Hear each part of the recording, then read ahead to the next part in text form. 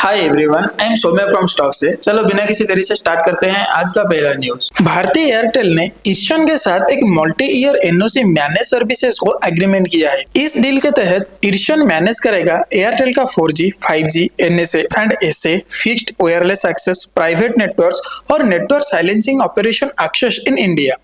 ये पार्टनरशिप ईर्षण के एडवांस्ड एनओसी के थ्रू पूरे इंडिया में नेटवर्क को स्ट्रीमलाइज करेगा। साथ ही FWA और नेटवर्क साइलेंसिंग का स्केल करने का भी प्लानिंग हो रहा है। इसी के साथ अगर हम नेक्स्ट न्यूज के बारे में बात करें तो HDFC बैंक ने लीलावती ट्रस्ट के तरफ से अपना MD और CEO पर लगाए गए एलिगेशन को पूरे तरह से डिनाई कर दिया है। बैंक ने कहा है कि ये सब एक्शन बिल्कुल भी बायलेस है और किसी भी तरह लीगल वायोलेशन नहीं है। HDFC ने यह भी क्लैरिफाई किया है कि उनका लीडरशिप हमेशा लीगल और रेगुलेटरी नॉर्म्स के अकॉर्डिंग काम करता है। गवर्नेंस और ट्रांसपेरेंसी पर उनका स्ट्रॉन्ग कमिटमेंट बना हुआ अभी भी नजर आ रहा है। बैंक ने यह भी बताया है कि अगर जरूरत पड़ा तो लीगल एक्शन लेने का भी ऑप्शन ओपन है। इसी के साथ अगर हम नेक्स्ट न्यूज के बारे में बात करें तो सिटी बैंक जैसे अमेरिकन फर्म ने जब बिना नोटिस के अपने GCS बंद किया तो इंडियन IT सेक्टर के लिए ये एक नया अपॉर्चुनिटी का दरवाजा खुल गया। इसके एग्जिट से इंडियन IT कंपनीज को नया क्लाइंट्स, टैलेंट और प्रोजेक्ट्स मिलने का चांसेस बढ़ गया है। BFSI और डिजिटल सर्विसेज में आउटसोर्सिंग डिमांड और तेजी से बढ़ सकता है।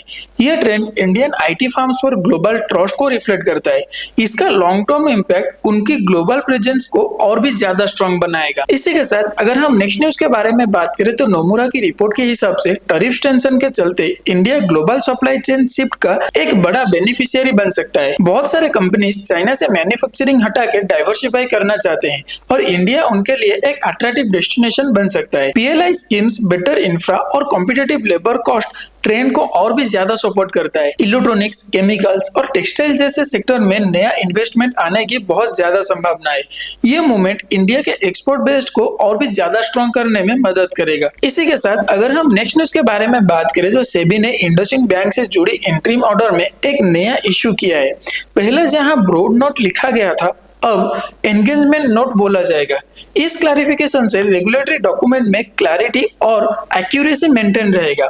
सेबी ने यह कहा है कि यह चेंज कंटेंट के हिसाब से मोर अप्रोप्रिएट है। ट्रांसपेरेंसी और क्लियर कम्युनिकेशन को सेबी कंटिन्यू प्रोमोट करता रहेगा। इसी के साथ अगर हम नेक्स्ट न्यूज के बारे में बात करें तो SBI रिसर्च का कहना यह है कि RBI के CRR और रेपो रेट में कॉर्ड से बैंकिंग सिस्टम में लिक्विडिटी बूस्ट होगा। इन मेजर से बैंक्स के पास लेंडिंग के लिए ज्यादा पैसा अवेलेबल होगा, जिससे क्रेडिट ग्रोथ भी प्रमोट होगा। इकोनॉमिक एक्टिविटी को सपोर्ट करने के लिए ये मॉनेटरी ईजिंग का एक स्ट्रॉन्ग स्टेप माना जा रहा है। डिमांड जनरेशन अक्रॉस सेक्टर काफी इंप्रूव हो सकता है।